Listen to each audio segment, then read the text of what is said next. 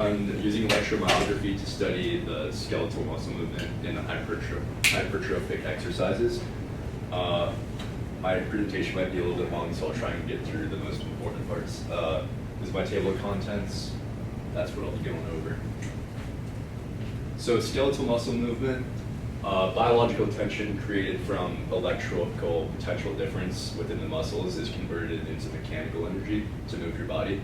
Muscles contract, but are only capable of pulling. So your body uses a complex system of pulling to actually push. So for instance, the pec opposes the tricep, but still does a pushing movement forward.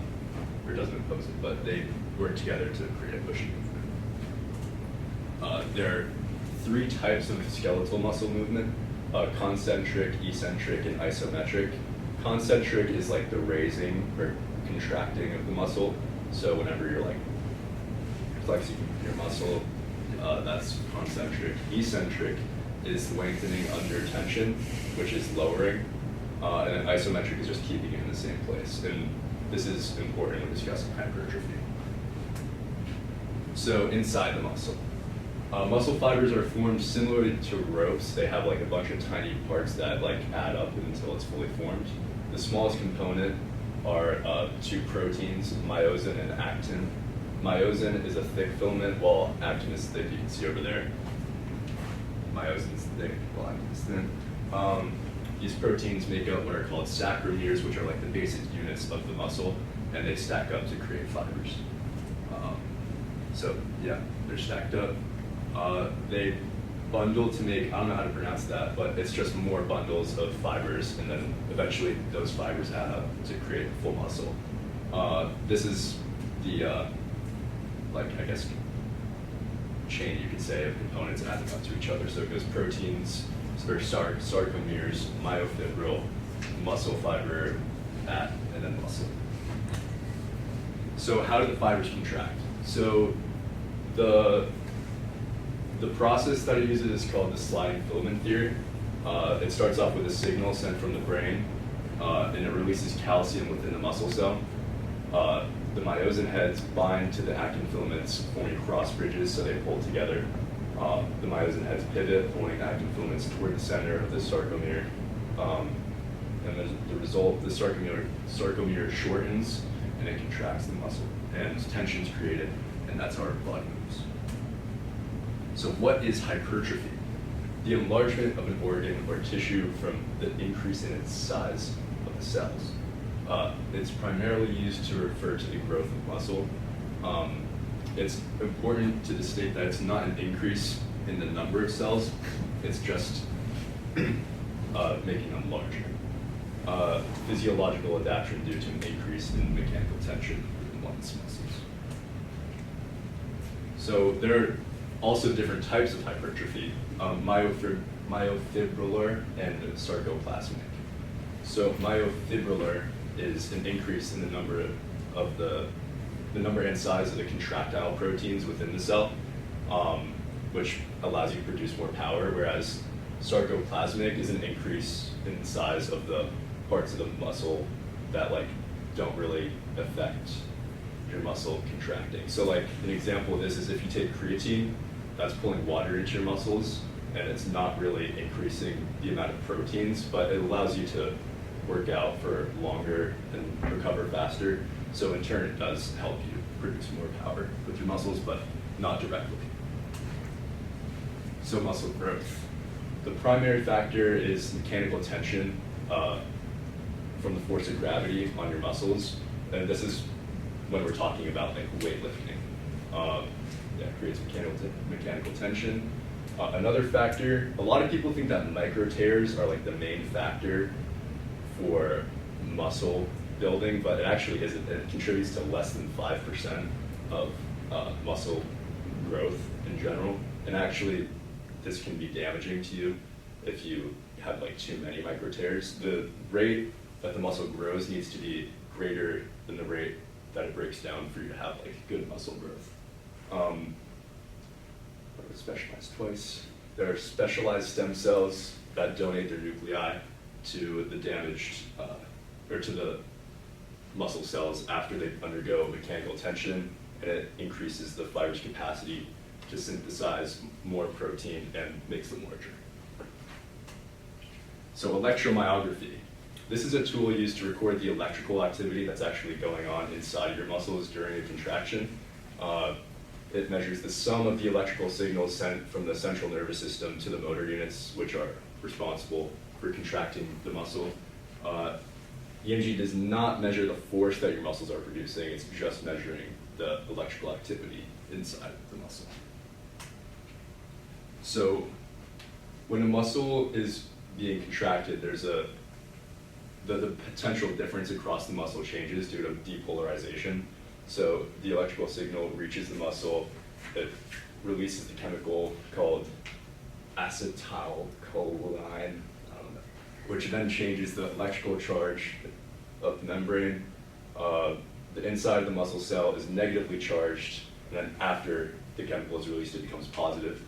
When the muscle is inactive, there's a potential difference of about negative 90 millivolts, but when it's active, it's usually about 20 to 40 millivolts, which is positive, and when it's not active, it's negative. It detects a higher reading when there's more muscle activity because it's measuring the sum of many electrical signals produced by the muscle fibers in the motor units too. So how does the muscle get more activated? A motor neuron sends an electrical signal to many muscle fibers, and that's called a motor unit. So one motor neuron is like connected to multiple muscle fibers, not just one, and that whole thing is called a motor unit. It becomes more active the more motor units are being used, and they change their frequency as well, and the lower the frequency, the less force is being produced, and the higher the frequency, there's more force. So if you're trying to flex harder, the frequency of the motor units is higher. So the practical uses of EMG, it can be used in medical research to diagnose people with like muscular diseases, things like that, like nerve disorders. It can also be used to help in recovery after like accidents or injuries, things like that. It can also be used to research muscle activation during exercise, which is what I did. So my research, for my study, I purchased the MyAware 2 muscle sensor to study the muscle activation in the bicep. I wasn't trying to find anything in particular. I just wanted to kind of see how the EMG sensor produced data depending on the situation. So the sensor detects surface EMG signals using electrodes. The sensor and Arduino convert the electrical activity into an analog voltage signal, and then I convert that back into just a voltage number. I studied the activation of the bicep under various conditions of mechanical tension. So we can go into that. This is the code. I could go into the code, but I don't think we got time. But there's a lot there. So here's the sensor. That's how it gets hooked up. Amplifies the signal from 20 to 40 millivolts and amplifies it to 0 to 5 volts, which is much higher than millivolts. The Arduino, using that code, converts the voltage from a number to a number from 0 to 1023. It allows you to process the data into a graph, which you can then look at later. We don't need to get into how to properly place it. So this is the data, some of the data I collected. You can see the more activated your muscle is, the higher it is. So these are two graphs that I did. The top one is me just raising my arm with no weight 3 times and relatively lightly. And then for the one on the bottom, I did it low flexing movement, then medium, then a high flexing movement. So you can see what that looks like. Here's some more data. After getting the baseline, I wanted to see how the muscle is activated when you have various movements. So we talked about earlier concentric, eccentric, and isometric. So the one on the top shows eccentric while holding weight.